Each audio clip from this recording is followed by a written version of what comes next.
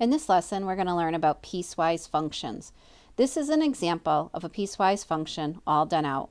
You can see we have a red line, a blue absolute value, and a green line. So with piecewise functions, you are graphing part of each graph.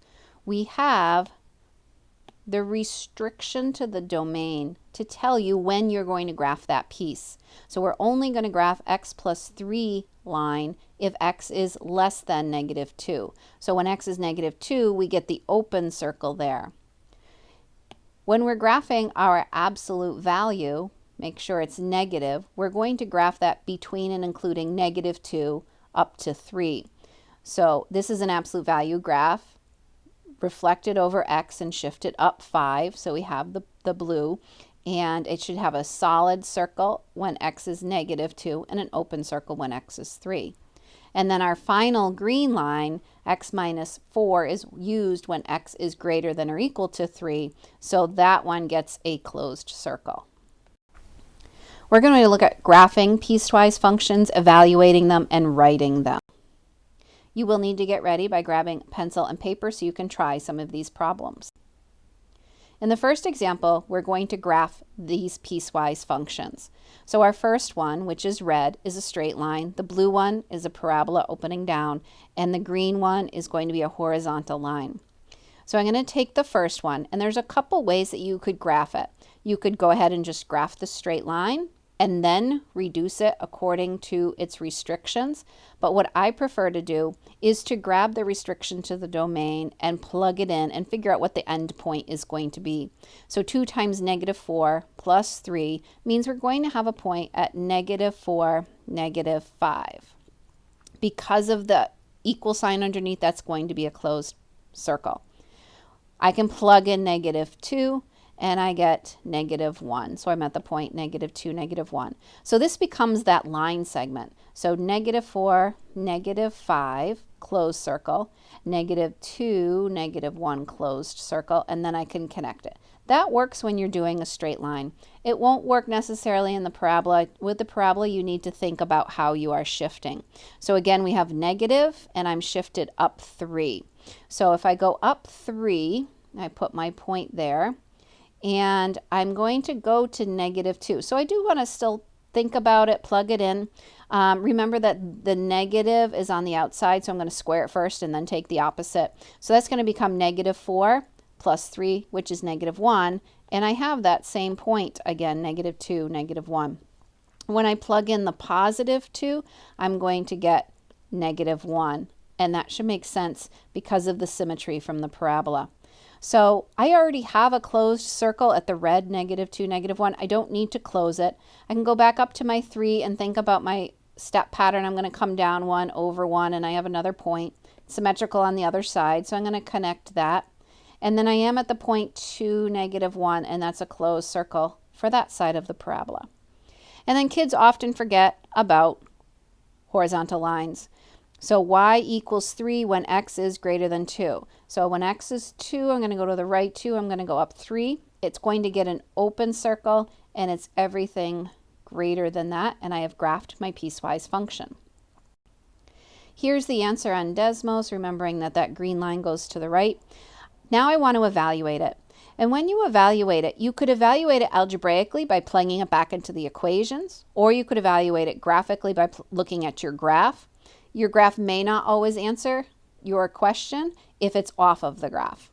So for f of -2, I don't take that and plug it into all 3 equations. I only plug it into the one where the restriction to the domain is going to work. So I am going to plug it into here. So when I do -2, when x is -2, I'm going to get -1.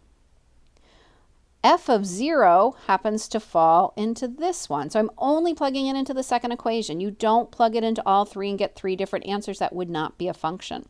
So when you plug 0 in, you're going to get the point 3, so that equals 3.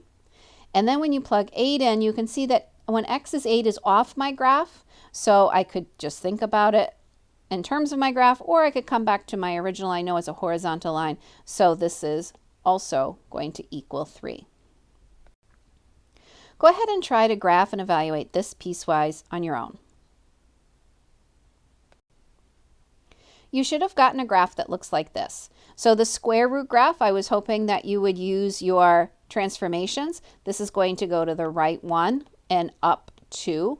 It is the end point, so it is the black filled in circle anyways. And then we're only using it when x is less than 5, so that's going to be an open circle. For the straight line, I'm only using that when x is less than 1. It is a negative slope. It gets an open circle. And then when you evaluate it, f of negative 2 is up at 5, f of 1 is 2, and f of 5 is 4. Those are your answers. Let's look at going the other way. If I give you the graph, you should be able to write the piecewise function. So when I think about this blue piece, that's the one I'm going to do now. I want to think about what the slope is. I want to think about what the y-intercept is. So I can see the slope looks like a negative 1/2. And if I keep going that, I'm going to see my y-intercept. So I'm going to write f of x using function notation equals the bracket to include the whole thing as a system. My slope is negative 1/2 x plus 1 for my y-intercept. I am using that when x is less than negative 4. X is less than negative 4. No equal sign under that. My green is an absolute value. So I'm going to think about my transformations. It looks like I went over 1 and down 2. So and it does open up. So I'm going to say x, because it went to the left 1, I'm going to say plus 1. And then it went down 2, so that's going to be outside. Now, we're between and included negative 3, so I'm going to write a between statement. Negative 3 is less than or equal to x is less than 2. And for my last one, I'm going to use red. This is a solid line. It looks like it's up 3 and over 1. So we have a slope of 3, and if I come back down 3 over 1, down 3 over 1, I can see I'm at negative 3 for my y-intercept. So my equation becomes 3x minus 3, and I'm using that when x is greater than or equal to 2. We can evaluate this one when x is negative 4. I'm going to use my graph. When x is negative 4, I can see I have a point there, but it's open, so that's going to be no solution. When x is negative 1, I'm down here at this point, so that's going to equal negative 2. And when x is 2, which point am I talking about? I'm only talking about the closed one. This point here is a no. So that's going to have a value of 3. Go ahead and try to write the equations for this piecewise, include the restriction to your domain, we call that the rule, and then try to evaluate at those 3 different functions. Here's your answer. Going over it in the red, we have an upside down parabola. Using my transformations, it went to the left 2 and up 3, and it had an open circle at negative 1. Don't forget your horizontal lines. Y equals negative 2. That is closed at negative 1, open at 2. And then if we do the line and I see my slope is up 2 over 1 and I work my way back, I see I actually go through the origin, so the equation is just 2x. When we go ahead to evaluate it, f of negative 4 is right here, so we get negative 1. F of 2 is going to be that one, so that is 4. And f of 18 is way off of my graph, but I can see it's going to be the green one. So I'm going to figure that algebraically by plugging it in, and I'm going to do it times 2, so I get 36. Good job. You made it through piecewise functions.